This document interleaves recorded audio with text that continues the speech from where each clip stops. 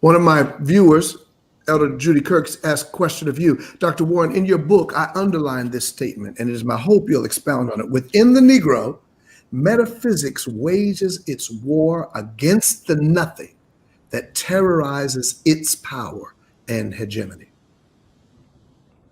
We're not benefited with the context of that statement, except those of us who may be familiar with your text. Will you just say a little bit more on that? Yeah, so thank you. I think I touched on it a little bit in the beginning, and that's just to say that it is nothing that constrains metaphysics. It is nothing that serves as the limit to the possibility of metaphysics finally dominating the world. And in order to contend with the limitation, I say that metaphysics as a kind of, and I said that anti-Blackness is also metaphysics. Its organization is the way that metaphysics works itself out. It imposes nothing on Blacks, as a kind of a fantastical way of finally triumphing over it.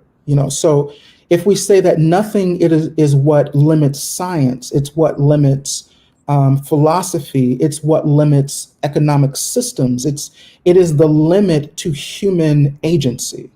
It is the limit to what we would consider humanism and all of its power.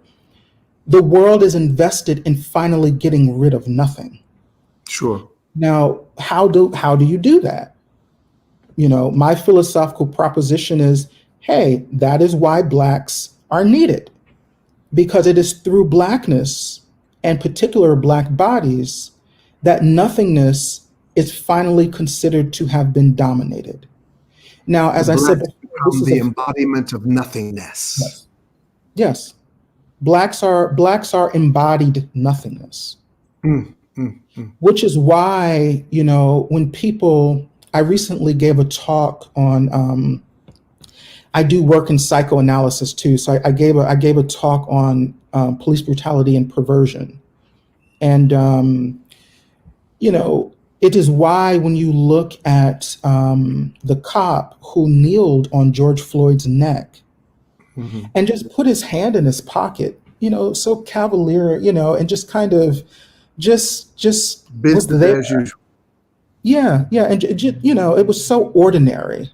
And the pleading for life, the crowd begging and pleading for mercy, and with his smile and his hand in his pocket, he just resumed kneeling on his throne, which is the neck of this man.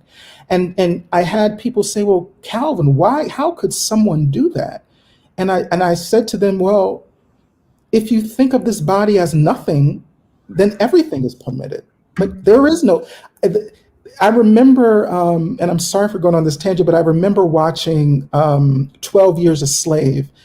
And the thing that really struck me about that movie that I always ask every theologian is about was the kind of the climax at the end where he's whipping, the slave, the mistress that he liked, the concubine.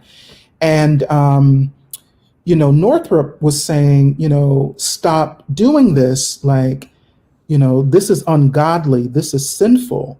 And then the master looks at him and smiles and says, there is no sin. Yeah. And I said, that's it. That's it right there. Whenever you are torturing, you are killing, you are mutilating, you are brutalizing the Black body, there is no sin. You cannot sin against nothing. Its purpose is to absorb all of your wickedness. It is a container for the irresistibility of sin. And that is what Black bodies have had to do for the world. And that is why when they are lynched, castrated, burned, the police are shooting them, shooting your kids.